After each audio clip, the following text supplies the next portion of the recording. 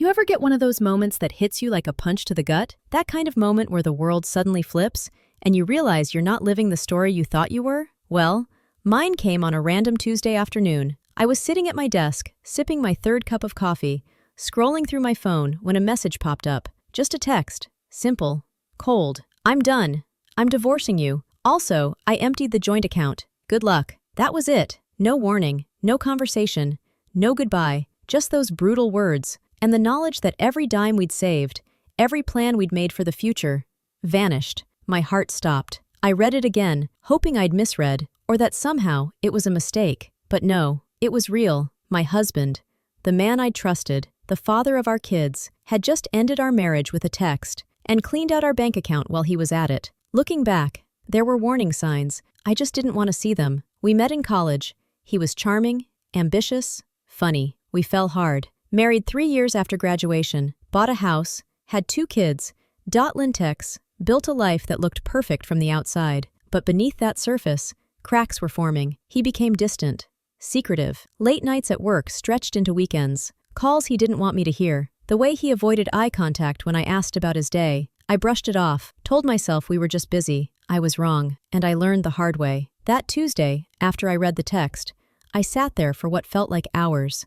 My mind racing, heart pounding. What did I do wrong? Why didn't he say it?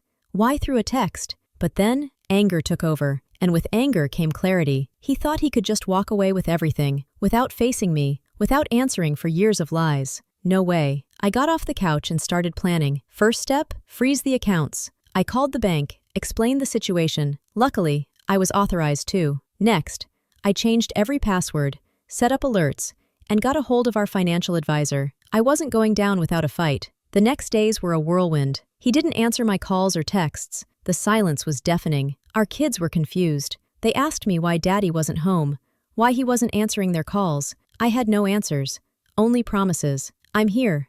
We'll be okay. But the truth? I felt like my world was collapsing. It wasn't just the money. It was the betrayal. The fact that someone you shared your life with could so casually destroy the foundation you built. I kept replaying our years together, the birthdays, the holidays, the laughter, and wondering where it all went wrong. But then I remembered something. I remembered who I was. I wasn't just a wife or a mother. I was strong, and I wasn't going to let him win. I started researching my rights, talking to lawyers. I found out that even if he drained the account, I still had legal options. A week later, he showed up at the house. No apology, no explanation, just a demand for the house keys. I told him I'd talk to my lawyer. He laughed, said I was naive, but I wasn't. I was ready. That night, I sat with my kids. We made a plan. We weren't just going to survive. We were going to thrive, because that's what family does. And little by little, I took control. I rebuilt my credit, my finances, my life. And he realized that divorcing me by text wasn't the power move he thought it was.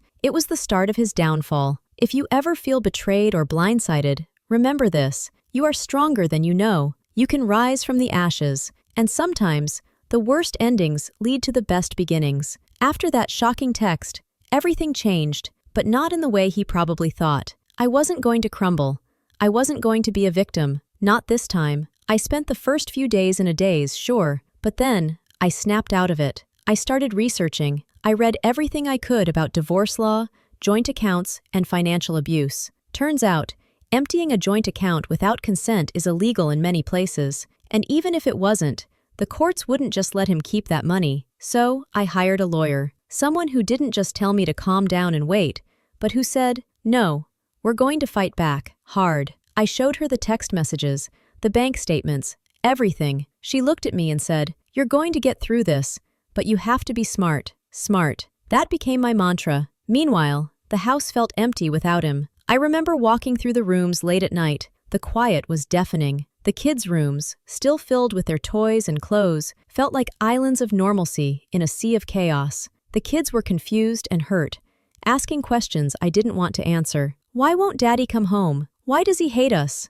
I sat with them, one on my lap, the other clutching my hand, and told them the truth I could manage. Sometimes, grown-ups have big problems they need to figure out, but no matter what, Mommy loves you, and we'll get through this together. Their innocent faces broke my heart and steeled my resolve. David, meanwhile, kept disappearing. No calls, no explanations. But then came the letters, legal notices, threats, and even attempts to intimidate me into giving up the house. He tried to bully me, but I wasn't the scared girl he once knew. Every time he sent a letter or tried to pressure me, I showed my lawyer. We countered with demands, evidence, and a refusal to back down. One night, my phone rang at 2 a.m. It was David. His voice was shaky.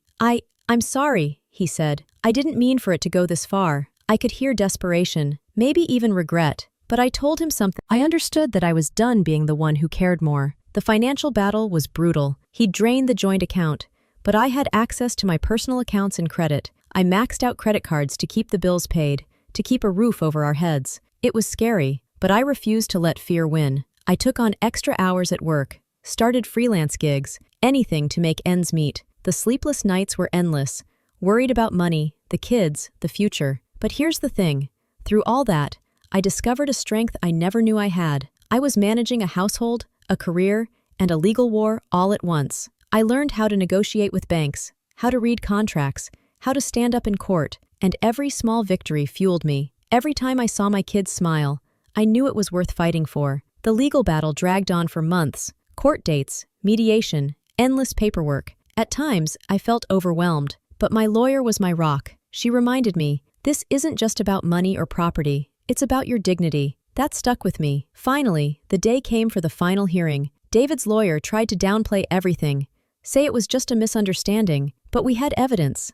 Texts, bank records, even witnesses who'd seen him withdrawing money. The judge listened carefully, and then, he ruled in my favor. David was ordered to repay a significant portion of what he'd taken, and we settled custody and property issues on terms fair to me and the kids. Walking out of that courtroom, I felt a rush I can't describe. Relief, justice, a promise of a new start. But the real victory, the one no court could grant? It was knowing I didn't let him break me, that I reclaimed my life, my power, my family. After the court ruling, I expected life to magically become easier, but healing isn't instant. It's messy, it's slow, and it's painful. The first weeks after the verdict felt surreal. The weight on my chest lifted, but new challenges appeared. Learning to trust again, learning to stand on my own, learning to forgive, both him and myself. I remember sitting alone one night, scrolling through old photos of happier times. It was tempting to drown in what-ifs. What if I had seen the signs earlier? What if I'd fought harder? What if he hadn't taken everything? But then I reminded myself of the here and now, the kids smiling, the little victories of everyday life, the warmth of my own strength. Rebuilding wasn't just financial, it was emotional. I started therapy, not because I was weak, but because I was brave enough to face my pain head-on. My therapist helped me see that my worth isn't tied to what someone else does to me, that my identity isn't just wife or mother, but a woman capable of resilience and growth. It wasn't easy. There were setbacks, dark days when I doubted everything, but every day I chose to keep going. The kids were my light. Seeing them laugh again, hearing them talk about their dreams, watching them grow without fear, it gave me purpose. I made sure they knew love wasn't just about staying together. It was about being there, being honest, being strong. As for David, he faded out of our lives, not with a bang, but with silence. And honestly, that silence became a kind of peace, a space where I could finally breathe. Looking back, I don't hate him. I pity the man who thought he could erase years with a text and a bank withdrawal. But I love the woman I became because of it. So, if you're listening to this, feeling betrayed, lost, or broken, know this. Your story isn't over. You have power. You have strength. You can rise. And sometimes, the darkest storms bring the brightest dawns. That's my story. Thank you for listening.